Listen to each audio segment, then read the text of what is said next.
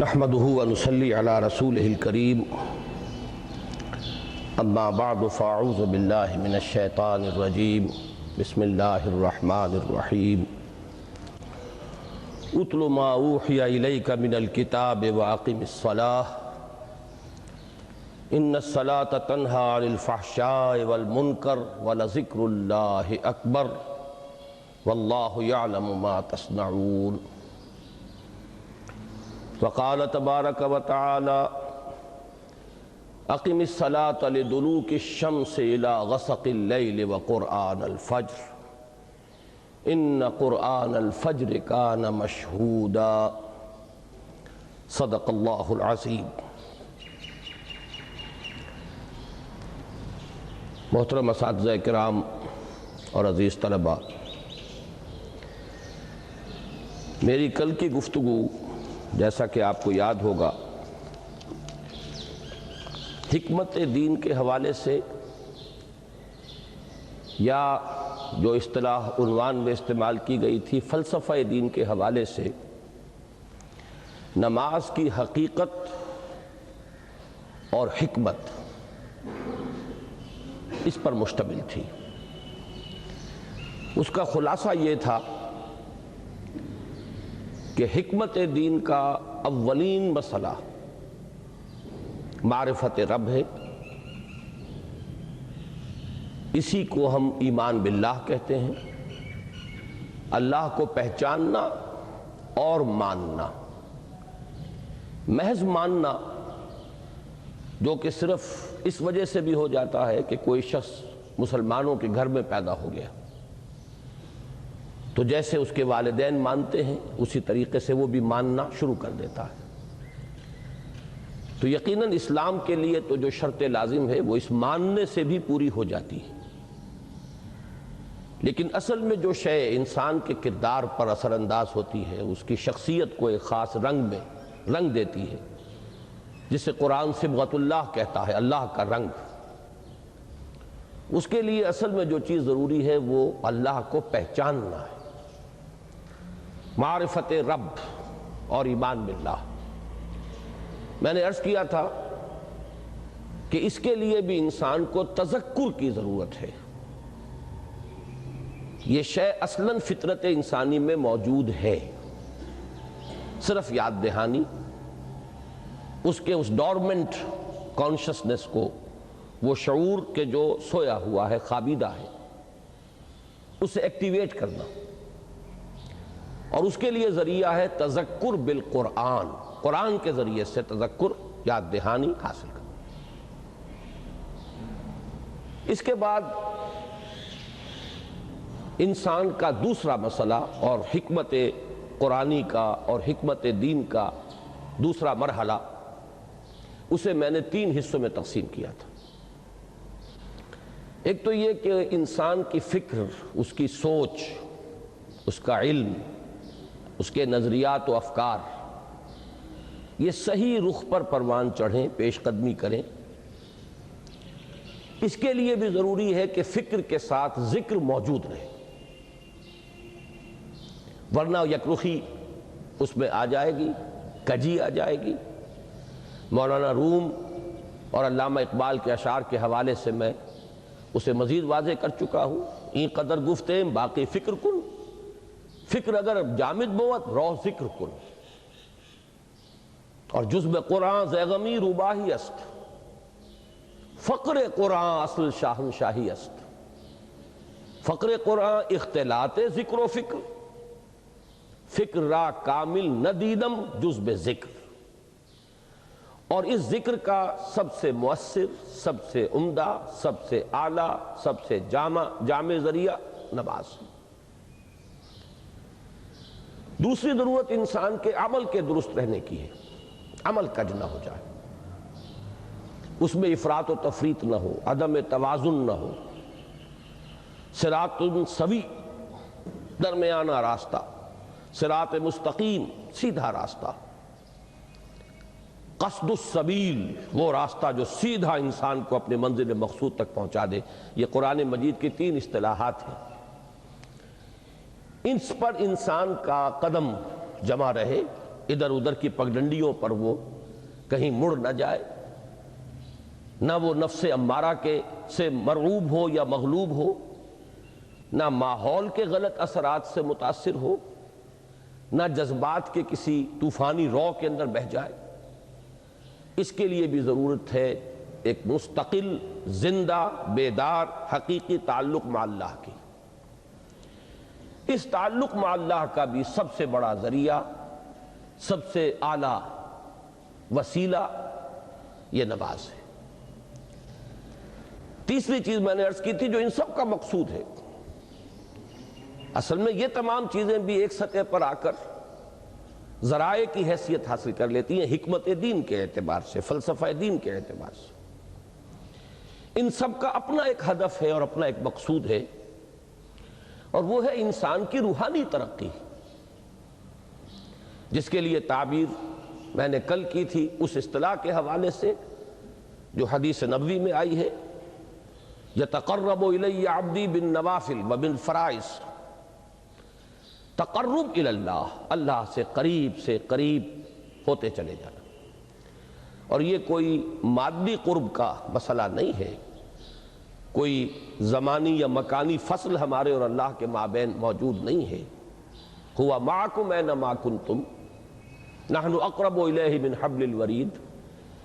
لیکن یہ کہ ذہول، عدم توجہ، دوسری چیزوں میں دل کا لگ جانا اس طور سے کہ پھر محبت خداوندی کے لیے دل میں جگہ نہ رہنا، یہ چیزیں ہیں جو انسان کو اپنے رب سے دور کر دیتی ہیں۔ ورنہ پروردگار کی طرف سے تو ہر وقت ایک دعوت عام ہے کہ ہم تو مائل بکرم ہیں، کوئی سائل ہی نہیں، راہ دکھلائیں کسے، رہنو منزل ہی نہیں۔ وہ احادیث بھی موجود ہے کہ میرا بندہ میری طرف چل کر آتا ہے تو میں بھاگ کر آتا ہوں، وہ اگر بارش بھر آتا ہے میں ہاتھ بھر آتا ہوں۔ تو معلوم یہ ہوا کہ اللہ تعالیٰ کی طرف سے تو ہر وقت دعوت عام ہے، لیکن یہ کہ ذہول، عدم توجہی ہماری طرف سے۔ تو اس توجہ الی اللہ اور تقرب الی اللہ کا بھی سب سے اعلیٰ، سب سے عمدہ، سب سے جامع طریقہ اور ذریعہ نماز ہے۔ یہ ہے میری کل کی گفتگو کا خلاصہ۔ اب آج شاید وہ عنوان آج بھی لکھا ہوا سامنے موجود ہو، چونکہ عنوان معین کیا گیا ہے، میں اسی کے حوالے سے بات کروں گا۔ طالبان قرآن اور خادمان دین کے لیے نماز کی خصوصی اہمیت، اور اس پر میں بعد میں، جیسا کہ میں نے کل بھی عرض کیا تھا، تھوڑا سا اضافہ کروں گا۔ طالبان قرآن سے کیا مراد ہے؟ سب سے پہلے اس کو معین کیجئے۔ قرآن کا طالب، اس سے مراد ہے قرآن مجید سے علم صحیح، فہم صحیح اور ہدایت کا اخذ کر سکنا۔ اس کے لیے ذرائع ہیں قرآن کا پڑھنا، یہ بھی اس کا ایک ذریعہ ہے۔ اس کے لیے ذرائع ہیں قرآن پر غور و فکر، سوچ بچار، تدبر۔ یہ تمام چیزیں ذریعہ بنیں گی۔ اصل مقصود کیا ہے؟ طالب قرآن کا اصل ہدف کیا ہے؟ کیا چاہتا ہے وہ قرآن سے؟ معاذ اللہ طالب قرآن ایک ایسا بھی ہو سکتا ہے کہ جو صرف اس لیے کہ مجھے کوئی پیشہ اختیار کرنا ہے، اس کے لیے قرآن کو حفظ کر رہا ہو یا قرآن کو پڑھ رہا ہو، اس کو اس وقت اپنے ذہن سے نکال دیں۔ طلب قرآن سے صحیح مراد قرآن سے ہدایت اخذ کرنا، قرآن کے ذریعے اپنے فکر کو جلا دینا، اپنی مینٹل فیکلٹیز جو اللہ نے عطا فرمائی ہیں، فکر، سوچ بچار کی جو صلاحیتیں عطا فرمائی ہیں، ان کو پروان چڑھانا صحیح رخ پر۔ گویا کہ بات وہی ہو گئی جو کل میں بیان کر چکا ہوں، فکر انسانی کے صحیح رخ پر آگے بڑھنے اور پیش رفت کا معاملہ۔ اس کے لیے اب نوٹ کیجئے کہ اس ہدایت قرآنی اور صحیح علم و فکر قرآن سے مستفید ہونے کے لیے دو چیزیں شرط لازم ہیں۔ نمبر ایک، تصحیح نیت، جیسا کہ میں نے ابھی اشارہ کیا، علم دین کے حصول کے لیے ایک محرک یہ بھی ہو سکتا ہے کہ کہیں خطیب بننا ہے، امام لگنا ہے. اور اب تو آپ کو معلوم ہے چونکہ ہمارا ملک ایک غالب اکثریت اس کے رہنے والوں کی مسلمانوں پر مشتمل ہے، تو چاہے کوئی حقیقی یہاں پہ اسلامی نظام نہیں آیا، لیکن یہ کہ مساجد میں باقاعدہ اب ائمہ کے خطباء کے گریڈز مقرر ہیں. یہ بھی ایک پروفیشن ہے، یہ بھی ایک پیشہ ہے. یا یہ کہ جیسے کہ حدیث نبوی میں آیا ہے کہ جس شخص نے علم حاصل کیا کہ وہ علماء کی مجلس میں بیٹھ سکے، علماء کی محفل میں بار پا سکے، یا جاہلوں پر ناواقفوں پر روب گانٹ سکے، تو اس کے لیے شدید وعید ہے. گویا کہ وہ اپنا ٹھکانہ جہنم میں بنا رہا ہے. وہی علم کے جس کی بڑی فضیلت ہے، جس کی بڑی اہمیت ہے، جس کے بارے میں یہاں تک فرمایا گیا کہ عالم کے دوات کی سیاہی اور شہید کا خون یہ ہم وزن ہے اللہ کے میزان میں. اور ساری رات عبادت میں کھڑے رہنے سے اس رات کا 1 گھنٹہ علم کی کہ درس و تدریس پڑھنے پڑھانے میں صرف کر دینا افضل ہے. ساری رات ایک شخص جاگتا ہے اور نوافل ادا کرتا ہے، اس کے مقابلے میں ایک شخص 1 گھنٹہ وہ علم کی تدریس کرتا ہے یا علم کی تحصیل کرتا ہے، یہ اس سے افضل ہے. اس علم کا یہ مقام، لیکن ساتھ ہی یہ بھی کہ لِيُمَارِيَ بِهِ السُّفَهَاءُ اَوْ لِيُجَارِيَ بِهِ الْعُلَمَاءُ. اگر مقصد یہ ہو کہ انسان علماء کی محفل میں بیٹھ سکے، ان کی اصطلاحات میں گفتگو کر سکے، یہ نہ محسوس ہو کہ یہ شخص جو ہے یہ تو ہمارے مابین بیٹھنے کے قابل نہیں ہے، یہ ہماری اصطلاحات سے واقف نہیں ہے، اس لیے کچھ چیزوں کا علم حاصل ہو جائے. یا یہ کہ جو بے علم لوگ ہیں ان پر انسان دھوس جما سکے، روب گانٹ سکے. اس کے برعکس وہ حدیث بھی میں نے آپ کو سنائی ہے کہ حضور صلی اللہ علیہ وسلم نے فرمایا کہ جس شخص کو موت آئی اس حال میں، من جاءہ الموت وہو یطلب العلم، کہ وہ ابھی علم کی تحصیل کر رہا تھا، لیکن کس مقصد کے تحت؟ لِیُحْیِیَ بِهِ الْإِسْلَامَ، تاکہ وہ اس کے ذریعے سے اسلام کو زندہ کرے. مقصد یہ ہے. فَبَيْنَهُ وَبَيْنَ النَّبِيِّينَ دَرَجَةٌ وَاحِدَةٌ فِي الْجَنَّةِ، تو ایسے شخص کے اور انبیاء کرام کے درمیان جنت میں صرف 1 درجے کا فرق رہ جائے گا. تو معلوم ہوا کہ تصحیح نیت اس کی بڑی اساسی اہمیت ہے طلب علم میں، اور اس تصحیح نیت کے لیے لازم ہے وہی دوام ذکر الہی، دل کا اللہ کے ساتھ متعلق رہنا. مجھے لفظ ایک یاد آیا، ایک حدیث میں آیا ہے قلبہ معلق بالمساجد. حضور صلی اللہ علیہ وسلم نے 7 افراد کا تذکرہ فرمایا ایک حدیث میں کہ جن کو اللہ تعالی خاص اپنے سائے تلے جگہ دے گا قیامت کے دن، جس دن کسی کے لیے کوئی سایہ نہ ہو. ان میں سے ایک وہ بھی ہے، ایک ایسا شخص کہ جس کا دل مسجدوں ہی میں اٹکا رہتا ہے.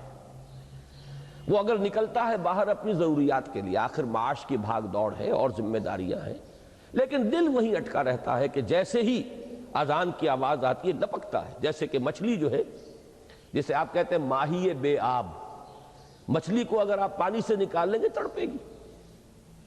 اسی طریقے سے ایک مسلمان کی کیفیت مسجد سے باہر جو وقت وہ گزارتا ہے مجبوراً، تو اس کو اس کیفیت میں گزرنا چاہیے. اسی طریقے سے میں نے لفظ استعمال کیا کہ دل اللہ سے اگر متعلق نہ رہے، قلبہ معلق بالمساجد، اسی طریقے سے اللہ کے ساتھ دل اگر معلق نہ رہے، جڑا نہ رہے، تو نیت جو ہے اس میں فساد آ جائے گا. نیت ہی میں تو فساد ہے، جس کے لیے کہ شیطان دل میں پھوکے مارنے لگتا ہے. اور ذکر سے خالی قلب کے بارے میں یہ حدیث میں کل آپ کو بتا چکا ہوں. تو معلوم یہ ہوا کہ قرآن مجید سے صحیح فکر، صحیح علم، صحیح سوچ، حقیقی ہدایت کے اخذ کرنے کے لیے شرط لازم ہے تصحیح نیت. اس کے لیے لازم ہے دوام ذکر، اور دوام ذکر کا سب سے اعلیٰ، سب سے عمدہ، سب سے جامع طریقہ یہ کل ہم دیکھ چکے کہ ذکر کی میں نے آپ کو اقسام بتائی، ذکر غیابی، ذکر حضوری۔ پھر یہ کہ ایک ذکر صرف ذہنی و فکری ہے، اس کے ساتھ ایک ذکر وہ ہے جس میں عمل کو بھی شامل کر لیا گیا۔ یہ جملہ پہلو نماز میں جمع ہو گئے، ذکر غیابی بھی ہے، ذکر حضوری بھی ہے، خطاب بھی ہے، دعا بھی ہے، مخاطبہ و مکالمہ بھی ہے، ہم کلامی بھی ہے۔ الصلاۃ معراج المومنین اسی لیے اسے کہا گیا۔ پھر یہ کہ اس میں نہ صرف ہم کچھ کہہ رہے ہوتے ہیں بلکہ یہ کہ اس کے ساتھ جو ہمارا رکوع اور سجود ہے، یہ گویا کہ عملاً اس وقت ہم تعظیم کر رہے ہوتے ہیں اللہ کی۔ تو پھر جوڑتے جائیے بات کو، اس لیے کہ یہ ربط قائم نہیں ہوگا تو پھر کوئی فائدہ نہیں ہوگا، سوائے اس کے کہ ایک واعظ آپ نے سن لیا کہ طالب قرآن کے لیے صحیح معنی میں قرآن کی ہدایت سے استفادے کے لیے شرط اول جو شرط لازم کی حیثیت رکھتی ہے وہ ہے تصحیح نیت۔ اس کے لیے ضروری ہے دوام ذکر، اور ذکر کا جامع ترین، بلند ترین طریقہ، ذریعہ نماز ہے۔ اسی طرح طالب قرآن کے لیے ایک دوسری شرط ہے، وہ شرط یہ ہے کہ جیسے جیسے علم اور ہدایت حاصل ہو اس کے ساتھ ساتھ عمل بھی فوراً شروع ہو جائے۔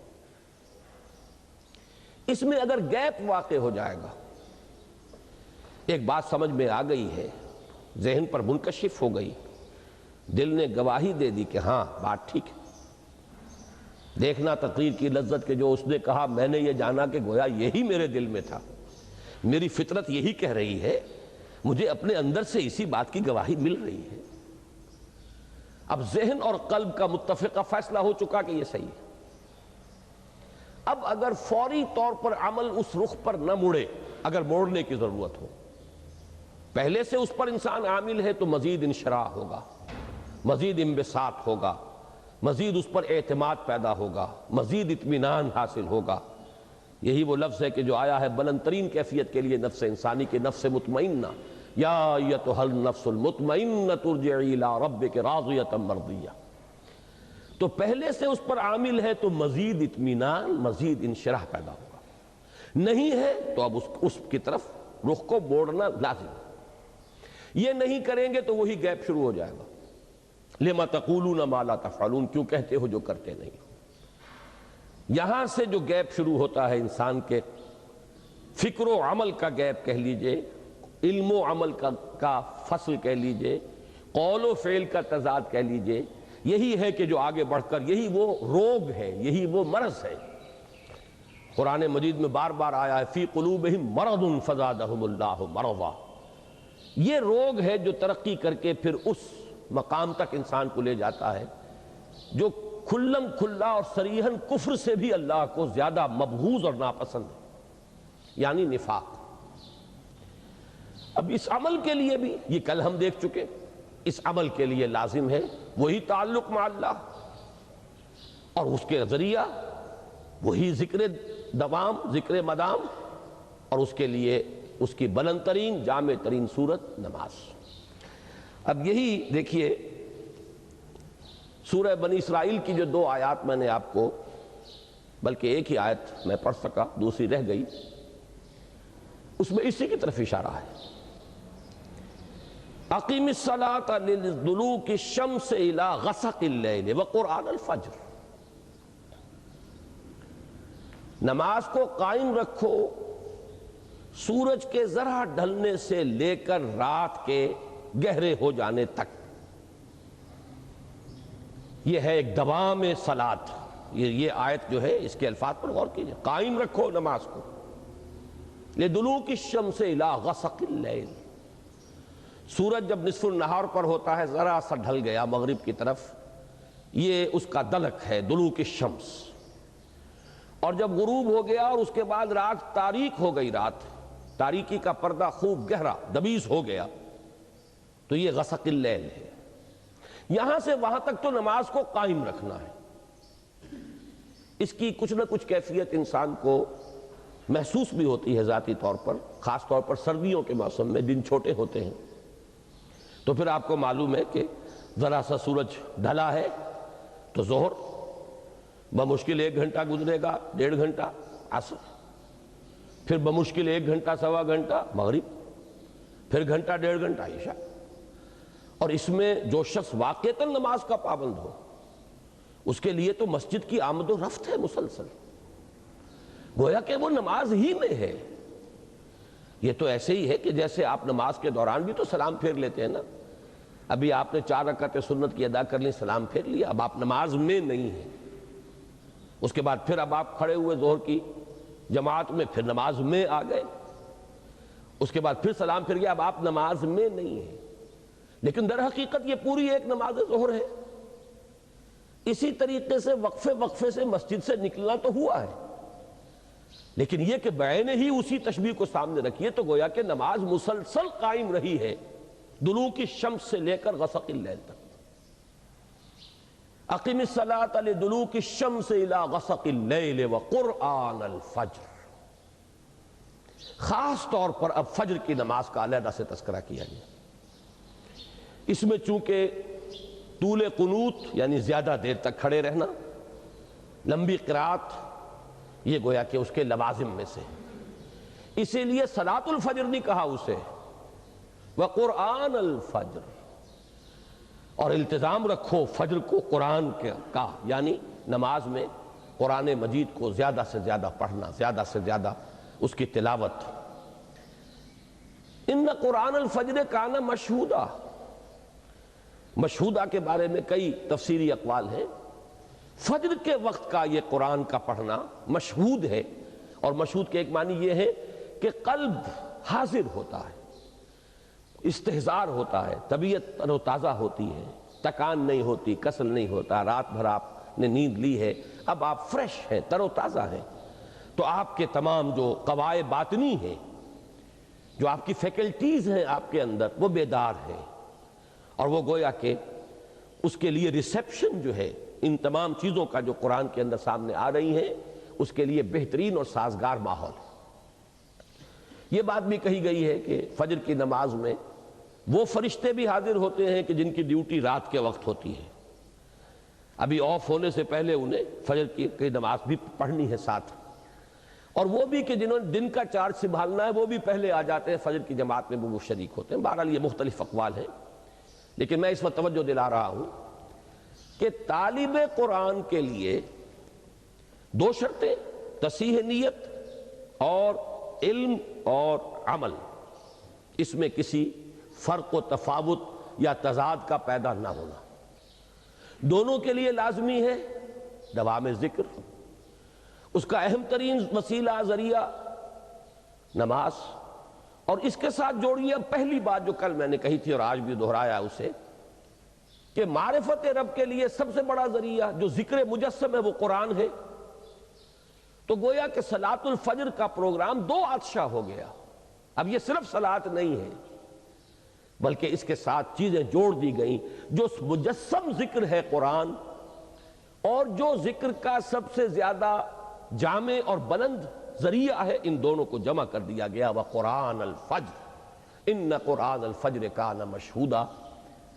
اور اس سے بھی آگے، یہ تو چونکہ فرض نمازوں کا ذکر آ گیا ہے ظہر سے عشاء تک اور پھر فجر، لیکن اس سے اگلی منزل بھی ہے، وَمِنَ اللَّيْلِ فَتَهَجَّدْ بِهِ نَافِلَةً لَكَ، اور رات کے ایک حصے میں بھی جاگا کرو اس کے ساتھ، یعنی یہی فجر کا جو پروگرام ہے اس کو 2 عطشہ سے عطشہ اگر کرنا چاہتے ہو تو اب رات کے ایک حصے میں سے اپنے آرام میں سے کٹوتی کرو اور کھڑے رہو، اور اس وقت خاموشی سے پرسکون انداز میں، جبکہ کوئی اور نہ دیکھنے والا ہے نہ کسی اور طرح کی ڈسٹربنس ہے، براہ راست ایک رابطہ جو ہے بندے اور رب کے درمیان اسٹیبلش ہو جاتا ہے، اس وقت اسی فجر کی کیفیت کو اس وقت 2 عطشہ بلکہ 3 عطشہ کر کے اس سے استفادہ کرو۔ اس سب کا حاصل کیا ہوا؟ اس سب کا حاصل وہ ہے جو اقبال کے اس شعر میں ہے کہ چوں بجاں در رفت جاں دیگر شود، جاں چو دیگر شد جہاں دیگر شود۔ جب یہ قرآن کسی کے اندر اتر جاتا ہے اس کے اندر تبدیلی آ جاتی ہے، اندرونی کیفیات، اندرونی احساسات، اندرونی میلانات، اندرونی رجحانات، انہی کو ہم کہیں گے جو اقدار ہیں، جو ویلیوز ہیں، ان میں انقلاب آ جائے گا۔ اور جب یہ انقلاب اندر سے آئے تو پھر یہ نہایت محکم، نہایت پائیدار انقلاب ہوتا ہے، اور بہت پرتاثیر انقلاب ہوتا ہے کہ ایک فرد کے انقلاب سے ایک عالمی انقلاب کا جو پروسیس ہے انیشیٹ ہو سکتا ہے۔ اس جیسے آپ کہتے ہیں کہ چراغ سے چراغ جلتا ہے، دیے سے دیا روشن ہوتا ہے، اسی طریقے سے ایک شخص کے اندر یہ کامل انقلاب، صحیح انقلاب، اب اس انقلابی پروسیس کو جو ہے انیشیٹ کر دے گا، شروع کر دے گا۔ اسی لیے کہا چوں بجاں در رفت جہاں دیگر شود، جہاں چوں دیگر شد جہاں دیگر شود۔ اس جہاں دیگر شود کے دو حصے ہو گئے، ایک تو اس کے لیے زمین اور آسمان بدل گئے، پہلے وہ کچھ اور نظریات تھے، اب کچھ اور نظریات ہیں، پہلے نقطہ نظر اور تھا، اب نقطہ نظر اور ہے۔ تو فار دیٹ پرٹیکولر پرسن پوری دنیا بدل گئی، پوری کائنات بدل گئی۔ اور ایک یہ کہ پورے اس دنیا میں انقلاب برپا کرنے کے عمل کا بھی آغاز ہو گیا۔ اب آئیے دوسری شے کی طرف، خادمان دین، ان کے لیے نماز کی کیا اہمیت ہے؟ یہاں بھی پہلے ہمیں ڈیفائن کرنا ہوگا خادمان دین سے مراد کیا ہے۔ خدمت دین کسے کہتے ہیں؟ ایک تو آپ اپنے بوڑھے والدین کی بھی خدمت کرتے ہیں، اس میں بھی ایک مجھے دلچسپ واقعہ یاد آ گیا ہے جو مولانا روم نے لکھا ہے حکایت کے پیرائے میں بات کو سمجھانے کے لیے، کہ حضرت موسیٰ ایک دفعہ کہیں سے گزر رہے تھے، انہوں نے ایک گڈریے کو دیکھا، چرواہا، جنگل بیابان میں، تنہائی میں وہ مناجات کر رہا تھا، اللہ سے ہم کلام تھا کہ اے رب اگر تو میرے سامنے آ جائے تو میں تیرے پاؤں دھوؤں، تیرے پاؤں دباؤں، تیرے سر میں سے جوئیں نکالوں، تیرا سر دھوؤں۔ اب ایک تصور یہ تھا اس کا، کوئی ہوگا اس کا کوئی بزرگ، کوئی بوڑھی والدہ، بوڑھا والد، یا کوئی چودھری ہوگا اس کا جو اس سے یہ خدمتیں لیتا ہوگا۔ تو اس کے ذہن میں خدمت کا یہی ایک تصور تھا، تو اپنے اس ذہن کی محدود سی دنیا میں وہ یہی چیزیں آفر کر رہا تھا اللہ کو، کہ اللہ میرے دل میں تو، مجھے وہ شعر یاد آ رہا اقبال کا کہ کبھی اے حقیقت منتظر نظر آ لباس مجاز میں، کہ ہزاروں سجدے تڑپ رہے ہیں میری جبین نیاز میں۔ تو ایک جذبہ ہے، اللہ سامنے ہو، ہم کیا کریں گے؟ ہر شخص جو ہے وہ اپنے ذہن کی سطح کے مطابق ہی سوچے گا کہ وہ کیا کرے گا۔ تو اس غریب نے جو کچھ اس کی ذہنی سطح تھی اس کے مطابق جو ہے وہ اللہ کے ساتھ یہ بات کی۔ حضرت موسیٰ علیہ السلام نے ڈانٹ دیا، یہ کیا کفر بک رہے ہو تم؟ اب وہ اپنی ایک خاص کیفیت میں تھا، اس نے چیخ ماری، کپڑے پھاڑے اور نکل گئے۔ تو اللہ تعالیٰ نے فرمایا حضرت موسیٰ سے، یہ کوئی حدیث نہیں ہے، یہ ایک حکایت ہے، یوں سمجھ لیجئے بات کو سمجھانے کے لیے، کہ اے موسیٰ تم نے کیا کیا؟ میرا یہ بندہ میرے ذہن اور فکر کے مطابق مجھ سے، میرے ساتھ مشغول تھا، مجھ سے ہم کلام تھا، تم نے ہمارا یہ تعلق توڑ دیا۔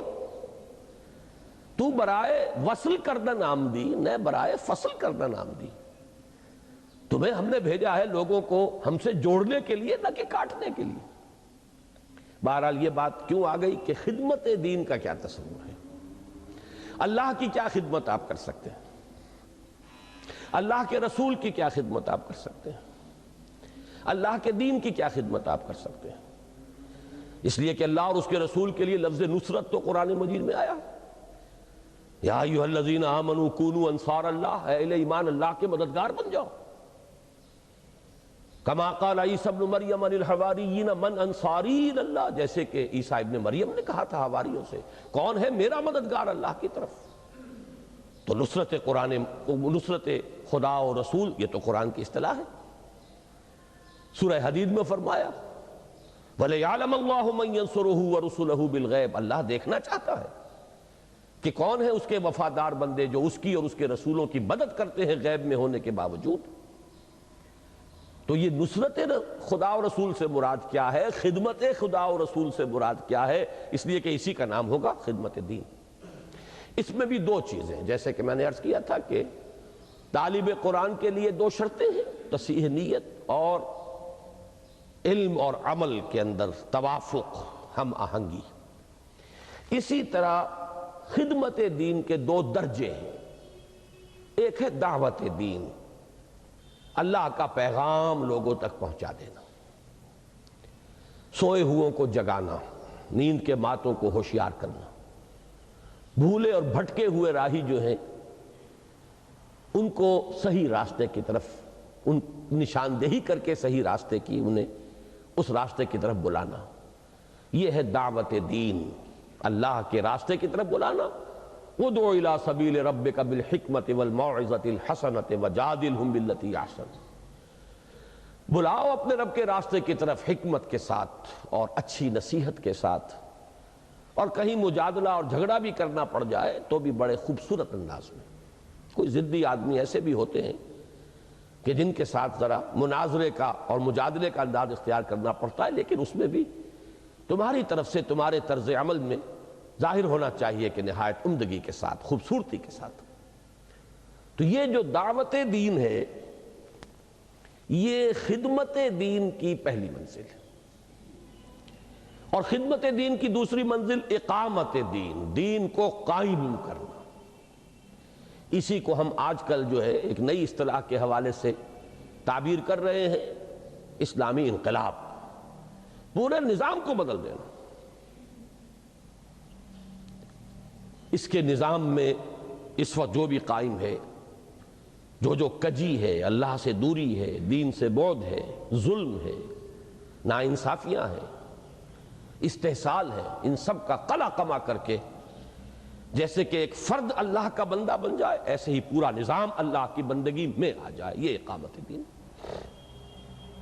اس کے لیے جد و جہد، اس کے لیے محنت، اس کے لیے جان اور مال کا کھپانا، اس کے لیے جہاد بالمال والنفس یا انفاق مال و بذل نفس. اب یہ اصطلاحات ہیں.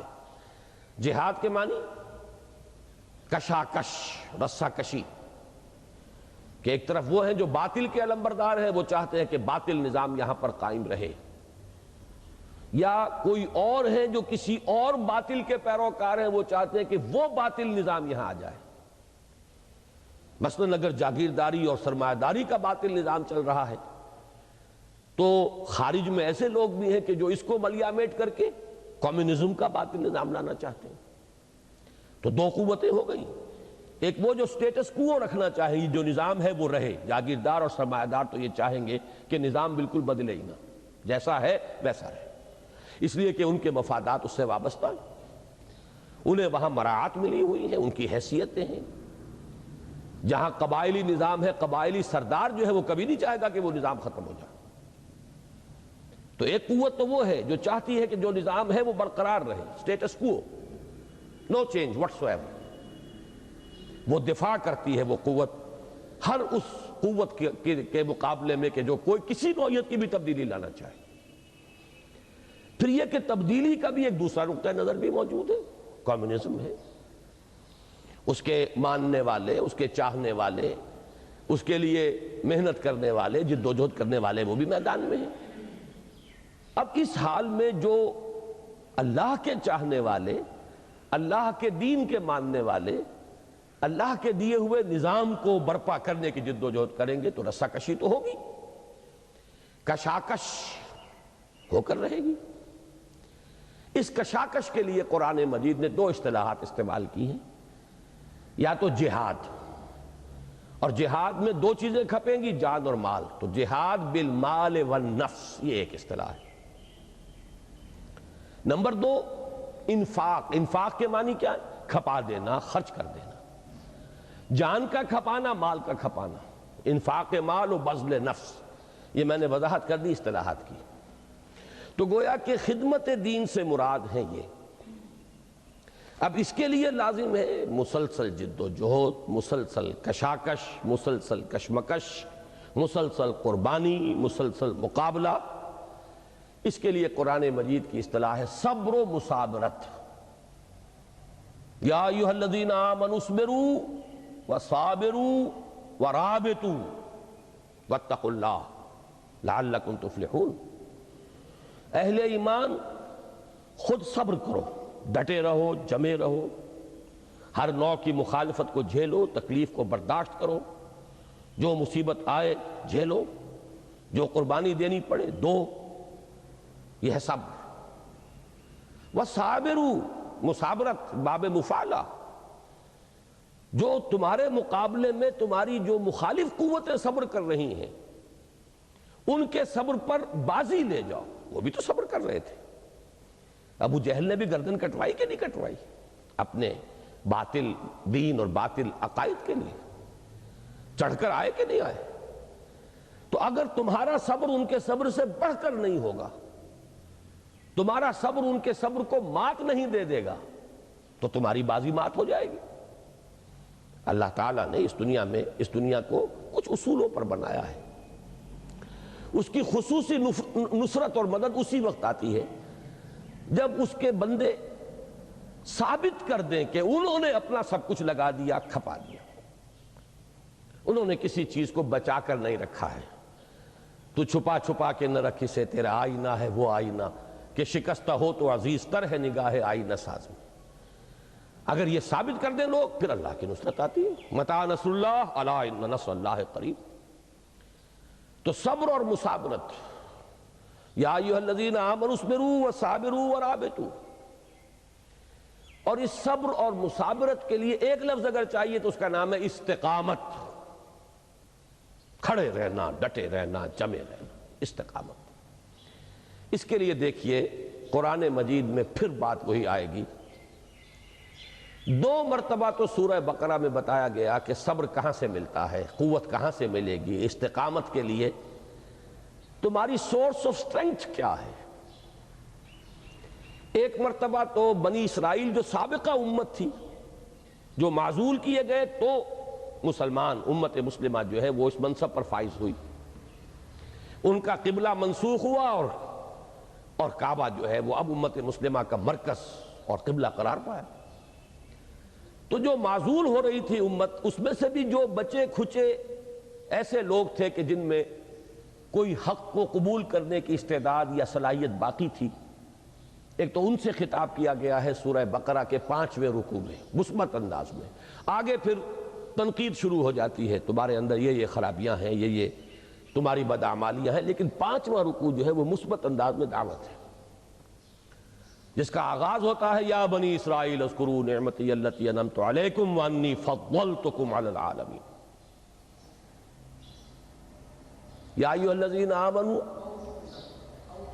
وأوفوا بعہدکم، اپنے عہد کو پورا کرو۔ لیکن یہ کہ اس کا اختتام ہوتا ہے کہ آسان کام نہیں ہے ایک نئی نبوت اور نئی رسالت کو تسلیم کر لینا۔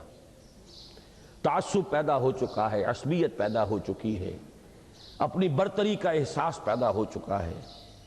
اب ایک امی قوم میں اللہ نے ایک نبی کو کھڑا کر دیا، ان کے پندار کے لیے ایک بہت بڑا چیلنج۔ تو یہ جو مشکل اور کٹھن مرحلہ تھا، اس کو آسان بنانے کے لیے اس رکوع کے آخر میں فرمایا وَاسْتَعِینُوا بِالصَّبْرِ وَالصَّلَاةِ، مدد حاصل کرو 2 چیزوں سے، صبر سے اور نماز سے۔ گویا کہ یہ صبر اور صلاۃ جڑے ہوئے ہیں، یہ باہم لازم و ملزوم ہیں، انسیپریبل ہیں، ان کو ایک دوسرے سے جدا نہیں کیا جا سکتا۔ پھر اب غور سے سنیے، یہ ترتیب ہے۔ اس کے بعد آپ کو معلوم ہے تقریباً 14 رکوعوں میں ایک بہت ہی طویل فرد قرارداد جرم عائد کی گئی ہے بنی اسرائیل پر، جس کی وجہ سے تم معزول کیے جا رہے ہو آج۔ پھر بات آئے گی حضرت ابراہیم کی، خانہ کعبہ کی تعمیر کی، اور پھر تحویل قبلہ کی، اور اس کے بعد اب جو نئی امت اس منصب پر فائز ہوئی، اب اس سے خطاب شروع ہوگا یا ایھا الذین آمنوا استعینوا بالصبر والصلاۃ ان اللہ مع الصابرین۔ پھر وہی بات، اس لیے کہ دین تو ایک ہے، دین کی بنیادی تعلیمات ایک ہیں، دین کی حکمت ایک ہے۔ دین کی ظاہری اعمال کی صورتوں میں کچھ فرق ہوا ہے، نماز کی شکل بنی اسرائیل میں کچھ اور تھی، ہمارے ہاں کچھ اور ہے، لیکن یہ ہے کہ جہاں تک حکمت، فلسفے، دین کے مقاصد، دین کی اساسات، دین کی فکری بنیادوں، ان کا تعلق ہے، یہ تو ایک ہی ہے، دین ایک ہی ہے ہمیشہ سے۔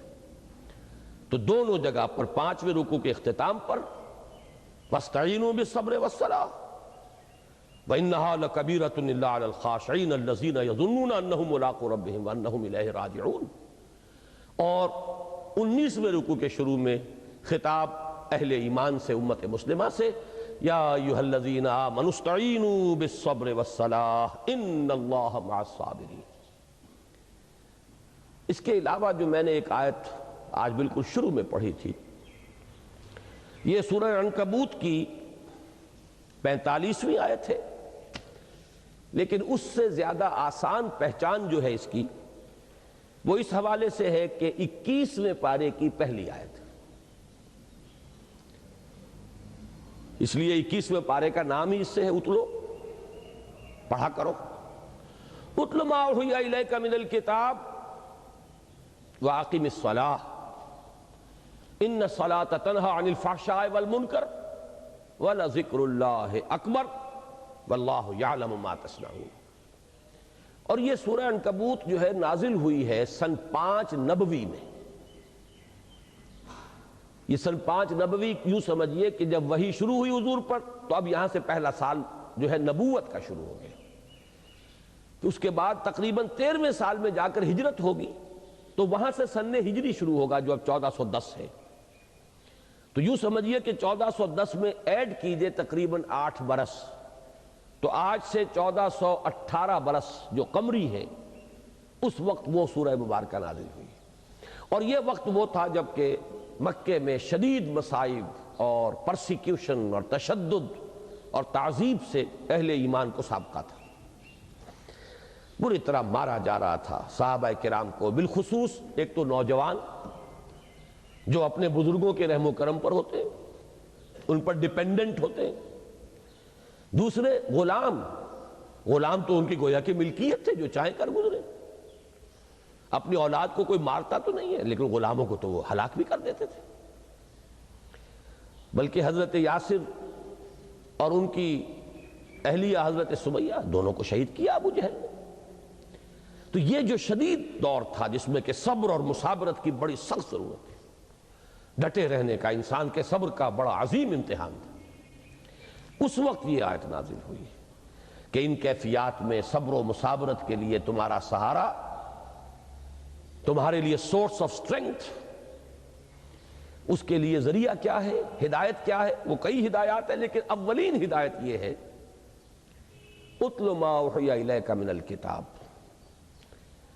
پڑھو اس کو جو نازل کی گئی، وحی کی گئی تمہاری طرف کتاب، یعنی قرآن۔ وَأَقِمِ الصَّلَاةَ، اور نماز کو قائم کرو۔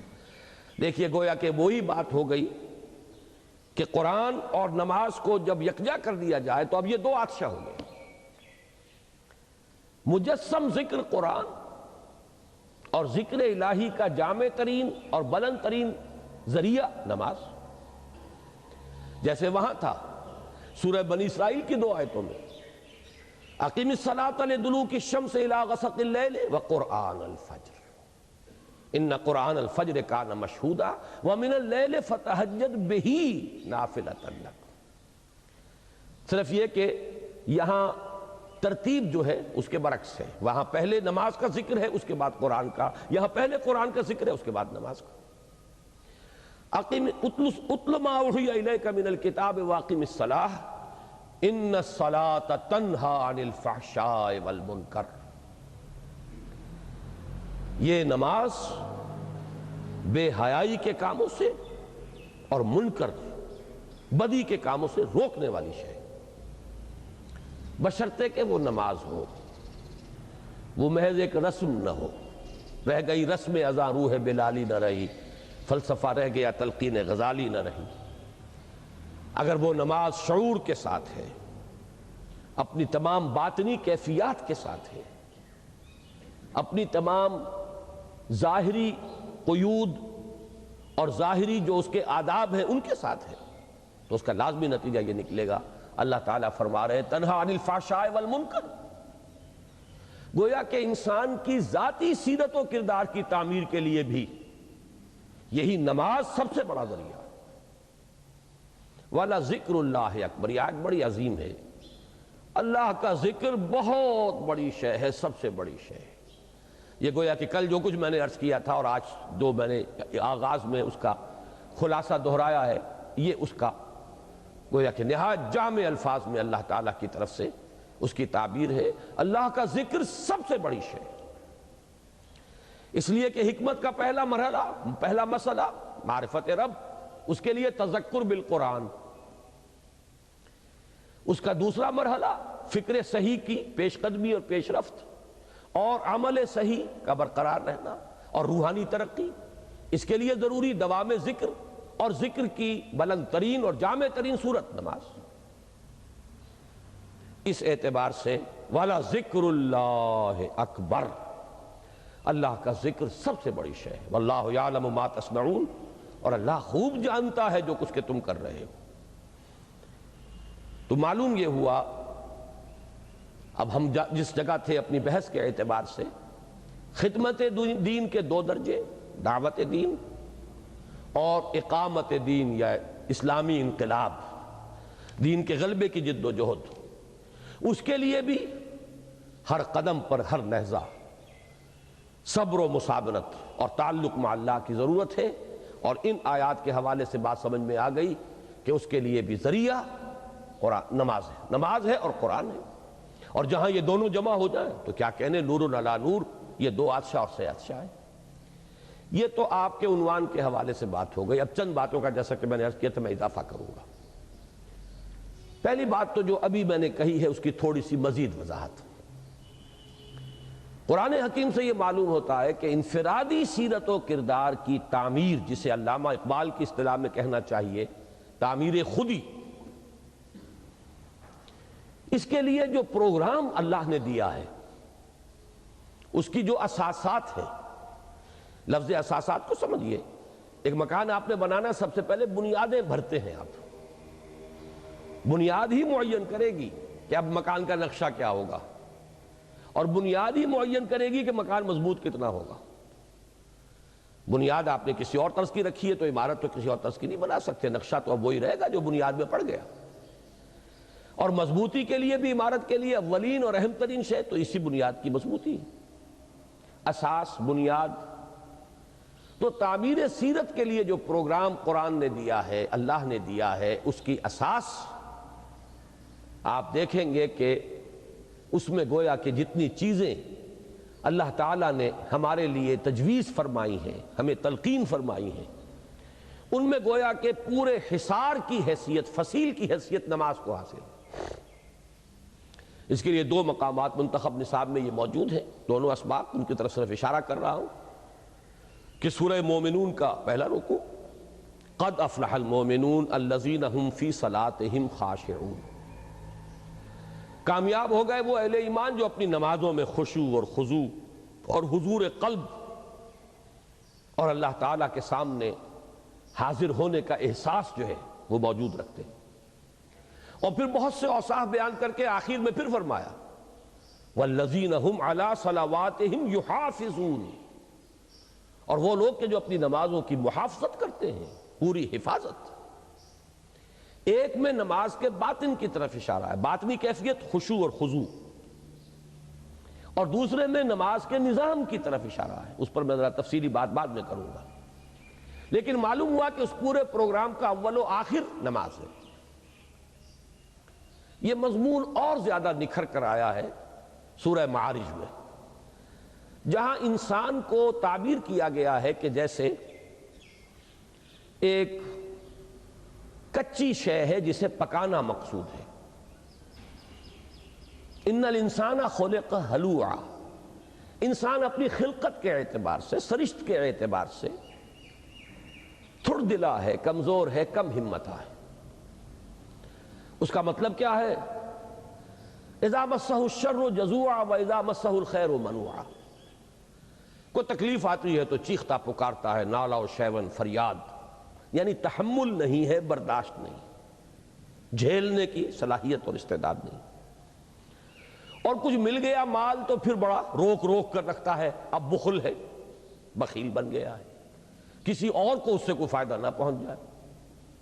یہ ہے انسان کے تھڑ دلے پن کی، جو اس کی سرشت کے اعتبار سے، اس کی خلقت کے اعتبار سے، اس کی طبیعت کے اعتبار سے اس میں خامی ہے۔ اس خامی کو اب پختہ کرنا ہے، اسی کا نام تعمیر سیرت ہے۔ بقول علامہ اقبال کے خام ہے جب تک تو ہے مٹی کا ایک انبار، تو پختہ ہو جائے تو ہے شمشیر بے زنہار تو۔ اس خام ہی کو تو پختہ کرنا ہے نا، یہ مسے خام جو ہے اسی کو آپ نے اب بنانا ہے، جو کچھ بنانا ہے اسی کو سونا بنائیں گے۔ لہذا اس کا پروگرام شروع ہوا تو یہاں بھی آپ دیکھیں گے کہ اس تعمیر سیرت یا تعمیر خودی یا انسانی شخصیت کی پختگی اور میچورٹی اور استحکام کے پروگرام میں پہلے الذین هم علی صلاتہم یحافظون، جی دائمون، الذین هم علی صلات الا المصلین، بلکہ زیادہ توجہ کے قابل یہ لفظ ہے کہ یہاں تو گویا کہ مومن اور مصلی، نماز پڑھنے والا، یہ ہمارے پنجاب کے دیہات کا مصلی نہیں، غریب جسے کہ آپ بہت بنظر استحقار دیکھتے ہیں، مصلی تو بہت بڑی بات ہے قرآن مجید کی روح سے، کہ اس تھڑ دلے پن سے نجات کون پا سکتے ہیں؟ الا المصلین الذین هم علی صلاتہم دائمون، جو اپنی نمازوں پر مداومت کرتے ہیں، پابندی۔ میں نے جیسا کہ عرض کیا تھا اس کا مجھے اگلی اپنی گفتگو کے حصے میں ذکر کرنا ہے مزید۔ یہاں سے بات چلی تو پھر اختتام ہوگا اسی پر، والذین هم علی صلاتہم یحافظون اولئک فی جنات مکرمون، جو لوگ اپنی نمازوں کی حفاظت کرتے ہیں۔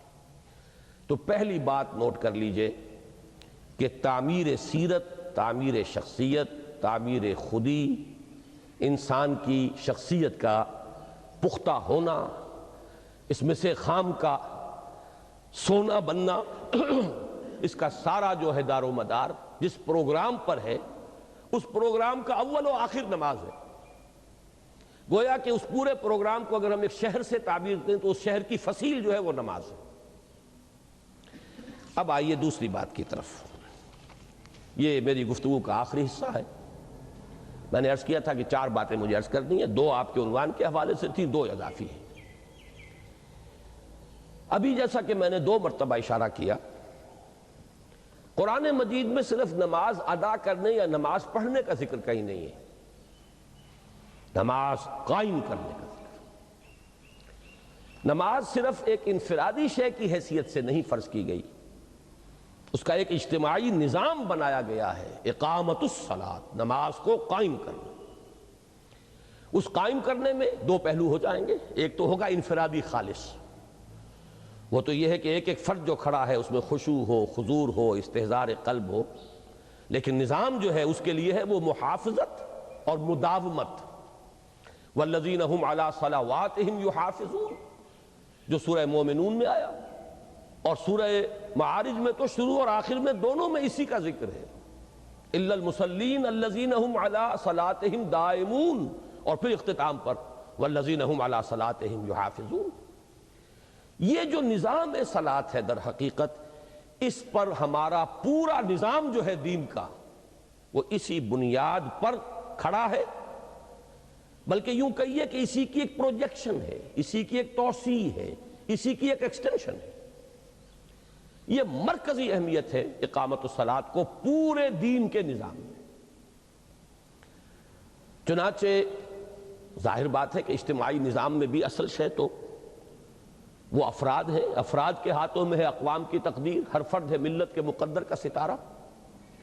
پہلی بات تو اس ضمن میں ہم وہ دیکھ چکے کہ وہ افراد کی سیرتوں کی تعبیر کے لیے اصل اساس نماز، اور اس کے ساتھ اس وقت ایڈ کر لیجئے کہ افراد کا جو پروگرام ہوتا ہے، نظام الاوقات، دن بھر کے معمولات، اس کو یہ نظام صلاۃ جکڑ لیتا، مجال ہے ادھر سے ادھر ہو جائے گا۔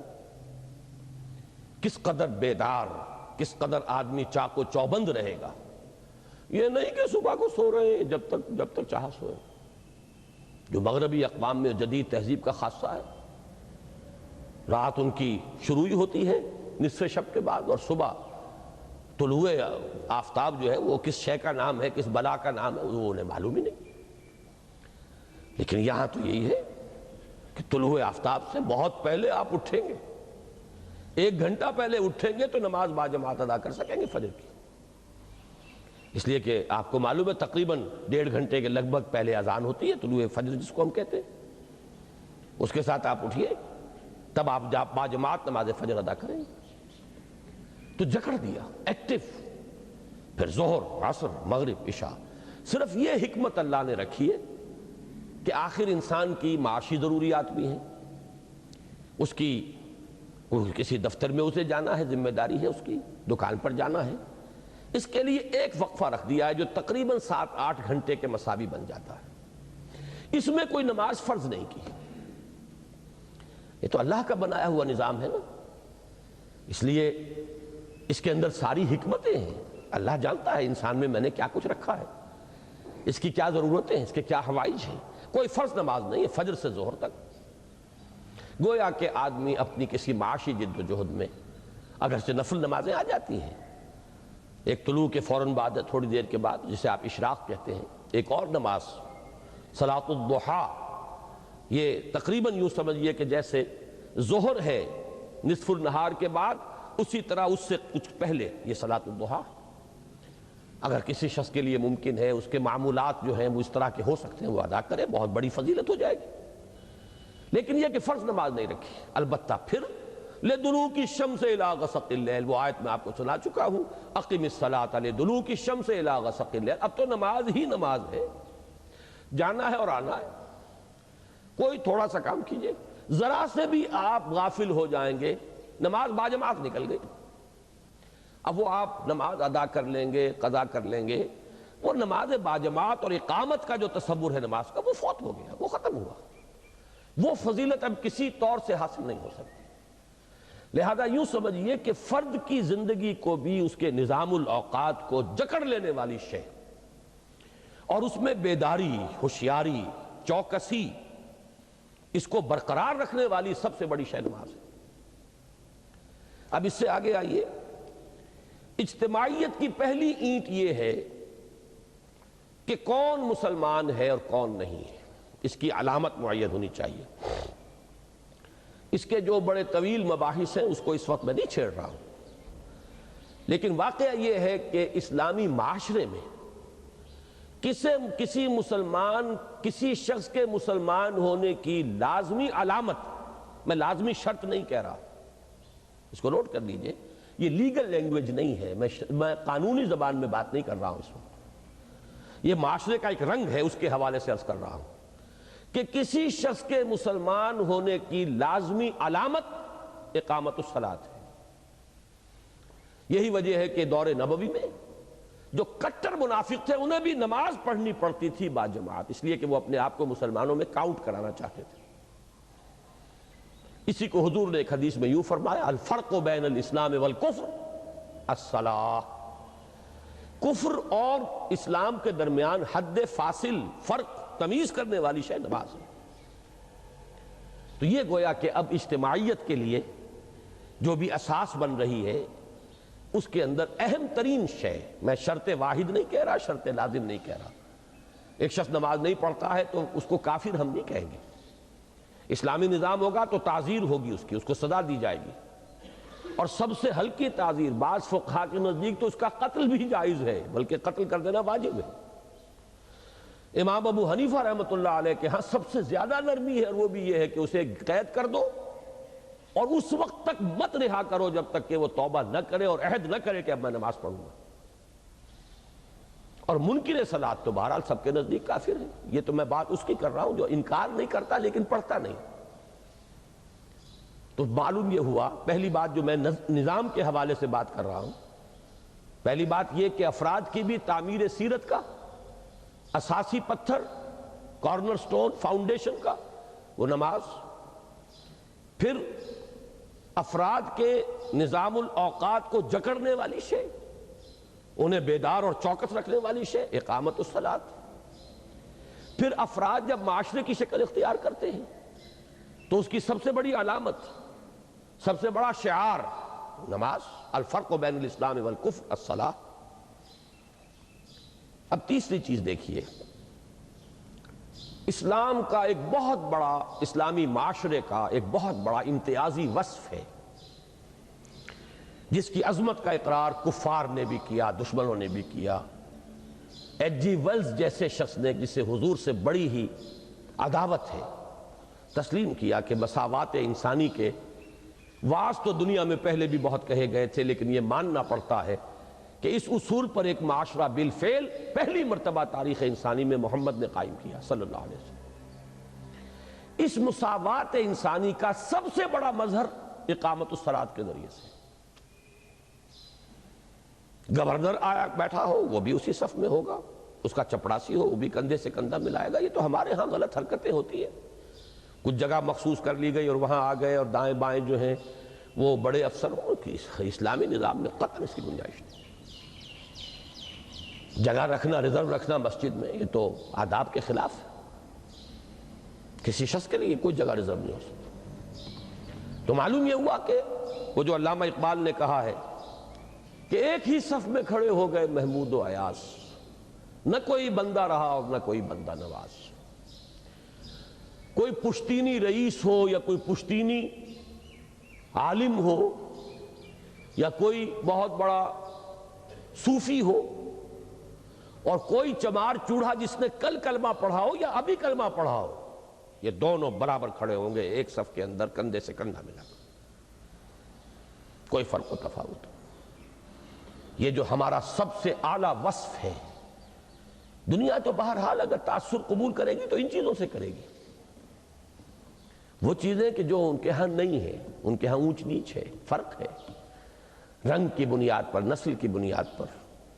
انہیں کتنے جہاد کرنے پڑے ہیں، آپ کو معلوم ہے۔ امریکہ کو یہ جو غلامی کا ختم کرنا تھا، اس کے لیے ایک سول وار کتنی بڑی لڑنی پڑی ہے امریکنز کو۔ اس کے باوجود وہ فرق و تفاوت قائم ہے، گورے اور کالے کے درمیان کوئی محبت نہیں پیدا ہو سکتی، دلوں کے اندر بودھ رہے گا۔ اور یہاں یہ ہے، دیکھیے وہ حدیث مجھے یاد آ گئی، اسی لیے صف بندی کے آداب میں سے کندھے سے کندھا ملاؤ، جڑ کر کھڑے ہو، اس سے تمہارے دل بھی جڑ جائیں گے۔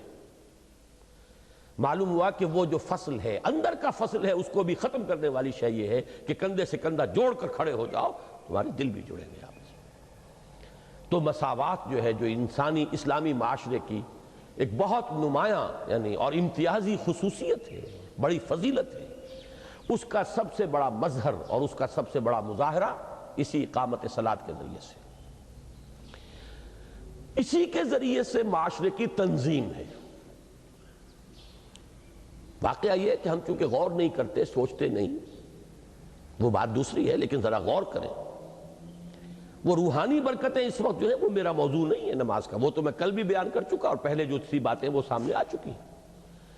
طالبان قرآن اور خادمان دین کے لیے اس کی جو خصوصی اہمیت ہے وہ بیان ہوتی۔ اس وقت تو ہم اجتماعی نظام کے بارے میں بات کر رہے ہیں، اس میں کتنی پیوٹل پوزیشن ہے نماز کی اور اقامت صلاۃ کی۔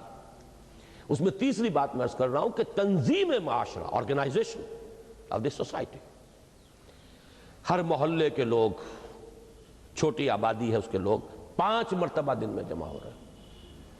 اگر دور جا کر کام کرتا ہے کوئی شخص، تب بھی کم سے کم وہ 4 نمازیں تو اس محلے کے اندر مسجد میں ادا کرے گا۔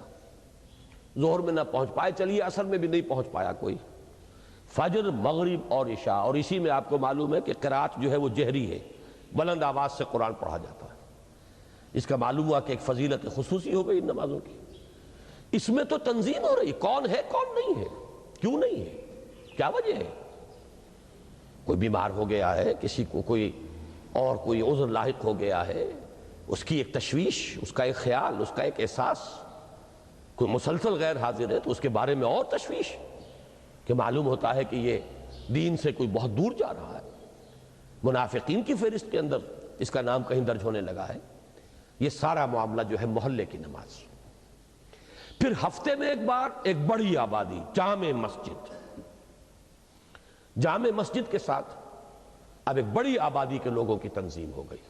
وہ بھی ہمارے یہاں بدقسمتی سے اس وقت نہیں، اب تو ہر مسجد جامع مسجد بن گئی، حالانکہ یہ صحیح نہیں۔ چھوٹی چھوٹی مسجدوں کے اندر جمعے نہیں ہونے چاہیے۔ یہ ٹھیک ہے کہ پورے شہر کی ایک جامع مسجد تو اب نہیں ہو سکتی، 50-60 لاکھ آدمیوں کے لیے ایک جامع مسجد تو نہیں ہو سکتی، لیکن آج کل یوں سمجھیے کہ یہ جو ہمارے محلے یا فلاں کالونی اور فلاں یہ ٹاؤنز جو بنے ہوئے ان میں سے تو ایک تو ہونا چاہیے نا. ماڈل ٹاؤن میں تو ایک جمعہ ہو سکتا ہے, کوئی ایسی بات نہیں ہے کہ ناممکن ہو. یا ماڈل ٹاؤن کے ہر بلاک میں تو ایک ہو. چلیے, یہ تو نہیں کہ ایک بلاک کے اندر 3-3 4-4 مسجدیں ہر جگہ جمعہ ہو رہا. تو یہ جمعے کے نظام سے ایک بڑی آبادی جو ہے وہ جمع ہوتی ہے. پھر عیدین میں اس سے بڑا ایک نظام ہے, اور حج کے موقع پر پوری عالمی سطح پر جو مسلم برادری ہے اس کا ایک اجتماع ہے. تو یہ بھی ایک اضافی فائدہ ہے اس اقامت صلاۃ کا. اس میں پورا معاشرہ چاق و چوبند ہے, ہر ایک فرد کے بارے میں احساس ہو رہا ہے. اور اس کے ساتھ ابھی میں آپ سے عرض کر دوں, 2 چیزیں اور وابستہ کرتی ہیں اسلام میں. نظام عدالت کی ایک بڑی اہم بات اسی کے ساتھ منسلک ہے. اسلام کے عدالتی نظام میں تزکیۃ الشہود, ہر ایرے غیر نتھو خیرے کی گواہی وہاں قبول نہیں ہو سکتی. گواہ کا تزکیہ ہوتا ہے, یعنی اس کو کچھ لوگ ہوں گے اس کی آبادی کے رہنے والے, وہ سرٹیفائی کریں گے کہ ہاں یہ شخص نماز میں حاضر ہوتا ہے, اس کے اندر اس کے کردار میں کوئی وہ خامی نہیں ہے کہ جس کی بنا پر اس کی گواہی جو ہے وہ قابل اعتماد نہ ہو. اور تزکیۃ الشہود کے اندر اہم ترین اور پہلی بات جو ہے وہ یہی نماز کی پابندی. تو گویا کہ اقامت صلاۃ کے ساتھ آپ کا نظام عدل بھی وابستہ ہو گیا. اس سے بھی اہم تر بات, اسی سے امام الہند شاہ ولی اللہ دہلوی رحمۃ اللہ علیہ نے اسلام کے نظام اراضی کو مستنبط کیا ہے. زمینداری کا کیا نظام ہے اسلام کا, اس میں کیا احکام ہے. پہلی بات یہ کہ مسجد یہ وقف ہے, کسی کی ملکیت نہیں. اور حضور نے فرمایا میرے لیے پوری زمین مسجد بنا دی گئی. گویا کہ زمین پوری کی پوری وقف ہے اللہ کے لیے, یہ کسی کی ملکیت نہیں. یہ ذرا ٹیڑھا مسئلہ ہے, تفصیل میں نہیں جاؤں گا, اس وقت میں گنوا رہا ہوں. آپ کے ذہنوں میں سوالات اٹھ جائیں گے, پھر اس سے مطالعے کے لیے ایک تحریک پیدا ہوگی, جذبہ ابھرے گا, سوچیں گے, غور کریں گے. پہلے کوئی بات معلوم ہو تو پھر اس سے سوالات ابھرتے ہیں, اور سوالات کے لیے جب انسان ان کے حل کے لیے کوشاں ہوتا ہے تو علم آگے بڑھتا ہے. اسی طریقے سے علم کی پیش قدمی ہوتی ہے. نمبر 2, اسی سے مستنبط کیا گیا ہے کہ جیسے نماز کی جگہ پر جو شخص آ کر بیٹھ گیا اسے کوئی وہاں سے اٹھا نہیں سکتا. یہ نہیں کہ اب بڑا چودھری آ گیا تم ہٹ جاؤ, یا فلاں صاحب آ گئے پہلی صاحب خالی کر دو, ختم. الاقدم و فالاقدم, جو پہلے آیا اسی کا حق ہے. اسی پر ہے بنیاد اس کی کہ بنجر زمین, بے آباد زمین جو شخص آباد کر لے وہ اسی کے پاس رہے گی. Nobody can dislodge him from there, ہٹا نہیں سکتے آپ اس کو. میں لفظ ملکیت استعمال نہیں کر رہا, لیکن اس کے استعمال کا حق اس کے پاس ہے, وہ آپ اس سے چھین نہیں سکتے. اور اسی سے تیسری بات مستنبط ہے, اگر کوئی شخص اپنی زمین کو اب بلا کاشت چھوڑ دیتا ہے 3 سال تک, تو اس کا حق ساقط ہو گیا. اب جو شخص اسے پھر قابل کاشت بنائے گا, اس میں کاشت کرے گا, اب وہ اس کے پاس رہے گی. اسی طرح جو شخص جگہ چھوڑ جائے مسجد میں, وہ یہ جو ہمارے ہاں نشانیاں رکھ دی جاتی ہیں, کسی حد تک تو خیر اس کو آپ قابل لحاظ کہہ سکتے ہیں, قابل قبول, لیکن مستقل اپنی جگہ ریزرو کروا لینا یہ صحیح نہیں. آپ جا رہے ہیں تو پھر اب جو جگہ آپ کو ملے وہاں کے بیٹھے. اب میں آخری بات کہہ رہا ہوں, اسلام کے پورے نظام حکومت کو اس کے ساتھ وابستہ کیا گیا. یہ جو علامہ اقبال کا شعر ہے کہ جدا ہو دین سیاست سے تو رہ جاتی ہے چنگیزی, دین اور سیاست کی وحدت, دین اور ریاست کی وحدت, ان کا انضمام, ان کا جڑ جانا, ان کا پیوست ہو جانا, وہ کس حوالے سے ہے؟ حکومت کا نظام ہے, جو صدر مملکت ہے, جو خلیفہ ہے, وہی خطیب ہوگا اس شہر کی بڑی مسجد کا. خطبے کو نظام حکومت سے وابستہ کیا گیا ہے. یہ جو آج ہمارا نظام ہے یہ اس لیے کہ اسلامی نظام نہیں ہے, درہم برہم ہے, ورنہ کسی مسجد میں خطبہ کوئی شخص اپنی آزاد مرضی سے نہیں دے سکتا. خطیب حکومت کی طرف سے معین اور مقرر ہوگا, اس لیے کہ خطابت در حقیقت, جمعے کی خطابت, it's a part and parcel, an integral part of the government. یہ نظام حکومت کا جز ہے. آپ نماز عام جو ہے وہ آپ مسجدیں بنا لیں اور نمازیں جو ہیں محلوں میں ادا کریں، کوئی حرج نہیں ہے، وہاں خطبہ نہیں ہوگا۔ خطبہ جہاں ہوگا وہاں حکومت کا معاملہ شروع ہو جائے گا، اور جو بھی وہاں کا سربراہ ہے جس لیول پر، کوئی گرداوری کا حلقہ ہے تو وہ گرداور قانون گو جو ہوگا وہ وہاں نماز پڑھائے گا۔ اگر آپ اس سے چھوٹے آتے پٹواری کے حلقے کو یونٹ قرار دیتے تو پٹواری نماز پڑھائے گا وہ۔ اسی طریقے سے اوپر چلتے جائیے، تحصیل کا ہیڈ کوارٹر ہے تحصیلدار پڑھائے گا، ضلع کا ہیڈ کوارٹر ہے ڈپٹی کمشنر جو ناظم ضلع ہے وہ پڑھائے گا، جمعے کی نماز کی امامت بھی اور خطابت بھی۔ پروونشل کیپٹل ہے گورنر آئے گا، اور پورا وہ دارالسلطنت ہے اور دارالخلافہ ہے تو خلیفہ وقت جو ہے وہاں کا خطیب ہوگا۔ اس طریقے سے ان چیزوں کو اس طرح انٹیگریٹ کیا گیا ہے کہ پورے اسلامی نظام کو گویا کہ اس نظام صلاۃ کے ساتھ وابستہ کر دیا۔ اسی لیے میں نے کہا تھا کہ نماز کا ایک ہے وہ باطنی پہلو، انفرادی پہلو، جس پر بڑی تفصیل سے گفتگو ہو گئی تھی، انسان کے کردار، تعمیر سیرت، روحانی ترقی، فکر صحیح کا ارتقاء، یہ سب جو ہے اس کے لیے اس کی اہمیت۔ لیکن یہ نظام کے جملہ پہلو جو ممکن ہو سکتے، میں نے ان سب کو آپ کے سامنے ایک ایک کر کے بیان کر دیا کہ یوں کہا جا سکتا ہے کہ در حقیقت نیوکلیس ہے نماز، اقامت الصلاۃ، نظام صلاۃ، اور اس کی ایکسٹینشن ہے، اسی کی توسیع ہے۔ جیسے پہیے کا جو مرکز ہوتا ہے اس سے مختلف جو ہے وہ لکڑیاں چلتی ہیں اور اس کے اس گھیرے کی طرف، اس طریقے سے اجتماعی زندگی کے ہر گوشے کو یہ گویا کہ اینکر ہے، یہ لنگر ہے جس کے ساتھ یہ پورا جہاز جو ہے اسلام کے نظام اجتماعی کا وہ منسلک ہے۔ یہی وہ بات تھی جس کے حوالے سے اقبال نے وہ شعر کہے تھے، اور اسی کے پر میں اپنی آج کی گفتگو ختم کر رہا ہوں۔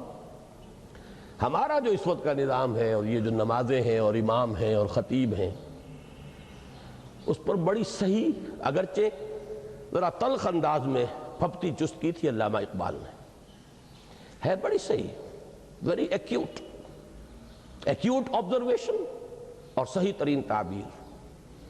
قوم کیا چیز ہے، قوموں کی امامت کیا ہے، اس کو کیا جانیں، کیا سمجھیں یہ بیچارے دو رکعت کے امام۔ ہم نے جس طرح ڈیگریڈ کیا ہے، ایک علیحدہ نظام بنا دیا، پورے نظام زندگی سے اس کا کوئی تعلق ہی نہیں، اب اس کی امامت ہے، وہ ایک اپنی جگہ پر پروفیشن بن گیا، وہ بھی ایک پیشہ ہے۔ تو قوم کیا چیز ہے، قوموں کی امامت کیا ہے، اس کو کیا سمجھیں یہ بیچارے دو رکعت کے امام۔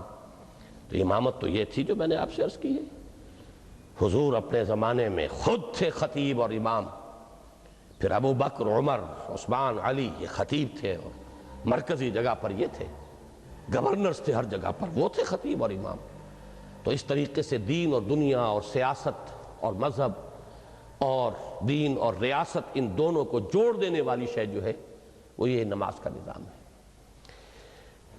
اللہ تعالی ہمیں اس صلاۃ کی اصل حقیقت پر متنبہ کیے رکھے۔ جو باتیں بھی کل اور آج سامنے آئی ہیں اور مزید جو بھی پروگرام ہیں ان کے ذریعے سے آپ کو علم میں جو اضافہ ہو رہا ہے، اللہ تعالیٰ اس پر فوری طور پر عمل پیرا ہونے کی توفیق عطا فرمائے۔ اقول قولی ھذا واستغفر اللہ لی ولکم ولسائر المسلمین والمسلمات۔ جی میں دیتا ہوں، ابھی میرے 15 منٹ رہتے بیٹھ میں۔ اچھا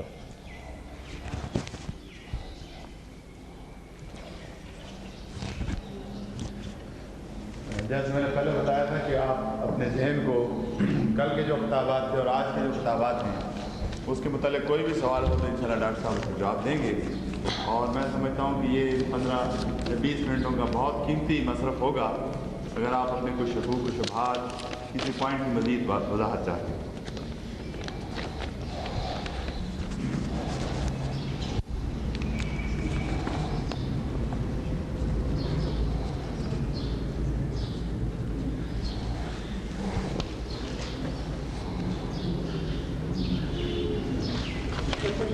امام کی کیا ہے، مقتدی کو امام کو شیڈول کرنا چاہیے، اگر امام رفع عین کرتا ہو تو مقتدی مسجد سے نہیں ہو تو مقتدی کچھ کرتا ہے۔ اصل میں یہ جو فقہی سوالات ہیں وہ آپ اپنے فقہی اساتذہ سے ہی کیجئے۔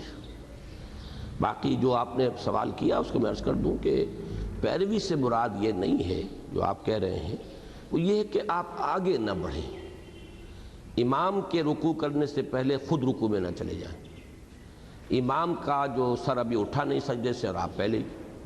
بعض لوگوں نے اپنا ایک ردم بنایا ہوتا ہے, انہیں یہ فکر نہیں ہوتی کہ کوشن آ بھی گئی ہے کہ نہیں آ گئی ہے, تو اپنے ردم کے اندر جو ہے وہ موومنٹس کرتے چلے جاتے ہیں, وہ صحیح نہیں ہے. کوشن پر بس یہ ہے اس کا مطلب. باقی ہے کہ مسلک کا کوئی فرق ہو سکتا ہے, کوئی اختلاف رائے ہو سکتا ہے, اس میں کوئی حرج نہیں. یہ اچھا کیا آپ نے لکھ کر دیا تاکہ میں پڑھ دوں گا تو سب کو معلوم ہو جائے گا. آپ نے بتایا کہ اگر پورے شہر میں ایک جامع مسجد نہیں ہو سکتی تو ایک کالونی میں کم از کم ایک جامع مسجد ہونی چاہیے. میرا سوال آپ سے یہ ہے کہ اگر ایک ہی کالونی یا آبادی میں 2 جامع مسجدیں قریب قریب ہوں اور دونوں مسجدوں کے ائمہ حضرات کا مسلک علیحدہ علیحدہ ہو تو اس کے بارے میں آپ کی کیا رائے ہے؟ سوال میں کچھ بات نکلی نہیں.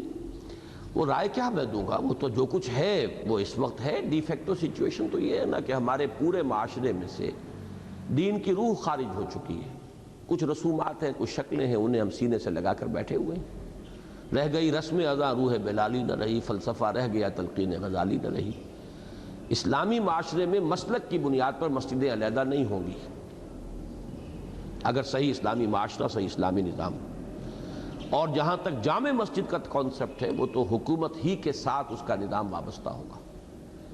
اب ہم تو اس وقت جو کچھ کر رہے ہیں وہ یہ ہے کہ پہلے اس اسلامی نظام کو برپا کرنے کی جد و جہد کریں کہ وہ انقلاب آئے اور صحیح اسلامی نظام پورا کا پورا جو ہے بتمام و کمال قائم کیا جا سکے.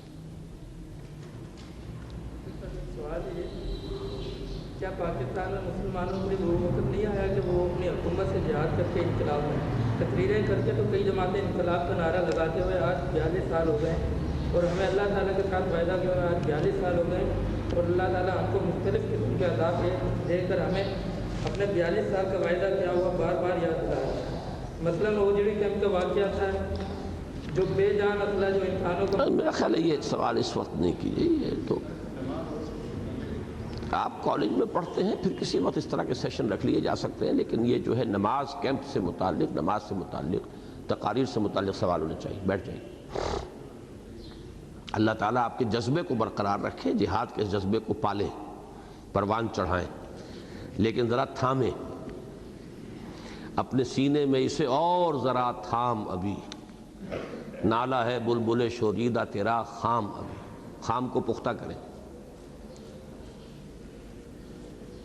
میرا خیال ہے نہیں ہے, بس ٹھیک ہے, تکلف کی کیا ضرورت ہے. سبحانک اللہم و بحمدک نشہد ان لا الہ الا انت نستغفرک و نتوب الیک. لکھا جاؤ.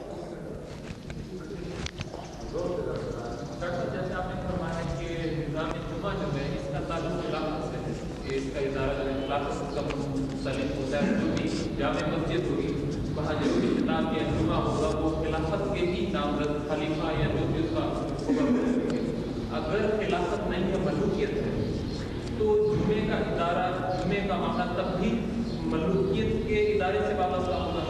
اگر وہ اس سے وابستہ ہے تو پھر اس کی عوام کی تصحیح کی, عوام کی اصلاح کی کیسے ممکن کی جا سکتی ہے؟ عوام کی اصلاح تو تقریباً کسی جمعے سے ہی ہو سکتی ہے, پھر تو اس کا ممکن نہیں رہے گا. دیکھیں نا, اس کا جواب تو ہمارے عمل میں موجود ہے کہ ہم نے بھی اپنی 1.5 اینٹ کی مسجد علیحدہ بنائی ہوئی ہے, کوشش کر رہے ہیں. باقی ہے کہ اگر کہیں مستبد نظام ہو اور وہ ملوکیت کا ہو تو وہ مجھ سے اجازت لے کر تو نہیں اپنا نظام قائم کرے گا. وہ تو نظام قائم ہے. اب اس میں رہتے ہوئے اگر وہ زیادہ مستبد نظام ہے اور وہ بالکل اظہار رائے کی اور کوئی وہاں پر آزادی ہے ہی نہیں, تو پھر وہاں خفیہ اندر تحریکیں چلیں گی اور پھر اس طرح کے انقلابات ہوں گے جیسے کہ عالم عرب میں بعض جگہوں پر آ چکے ہیں. بعض جگہوں میں وہ وقت کا مسئلہ ہے, صرف یہ وہ تو آ کے رہیں گے, کتنا ہی اہتمام کر لیں. وہ تو جب تک اس نظام کو نہیں تلپٹ کیا جائے گا وہ بات. اور اس کے لیے اگر تو کوئی ایسی جگہ ہے, کھلی فضا ہے, وہاں پر نظام کے اندر کام کرنے کی گنجائش ہے, حقوق ہیں, تو کھلم کھلا بات ہوگی. نہیں ہے تو وہ انڈر گراؤنڈ بات, خود بخود انڈر گراؤنڈ جاتی ہے بات. اب جیسا کچھ ہوا تھا وہ یعنی حرم کا واقعہ مسجد حرام میں, وہ تو یہی ہے نا کہ ناکام رہ گئے اس لیے وہ بغاوت کہلائی.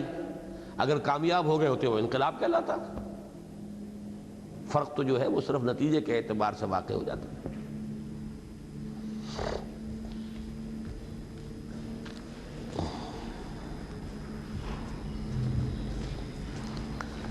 عالم کے دوات کی سیاہی اور شہید کے خون اللہ کے میزان میں برابر ہے، اس کی وضاحت فرمائیں۔ مزید وضاحت آپ کو کیا چاہیے؟ یہ علم کی فضیلت کے بیان میں حضور صلی اللہ علیہ وسلم نے مختلف تعبیرات اختیار کی ہیں۔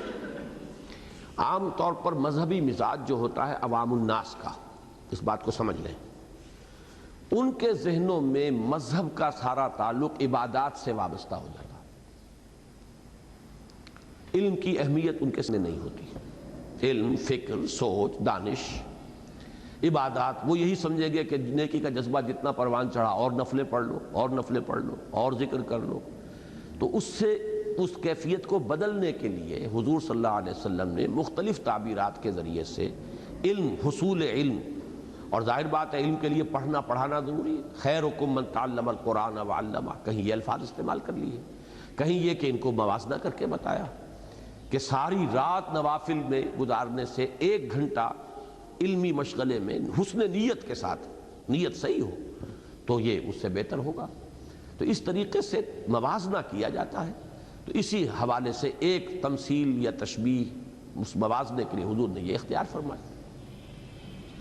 سبحانک اللہم و بحمدک، نشہد ان لا الہ الا انت، نستغفرک و نتوب الیک۔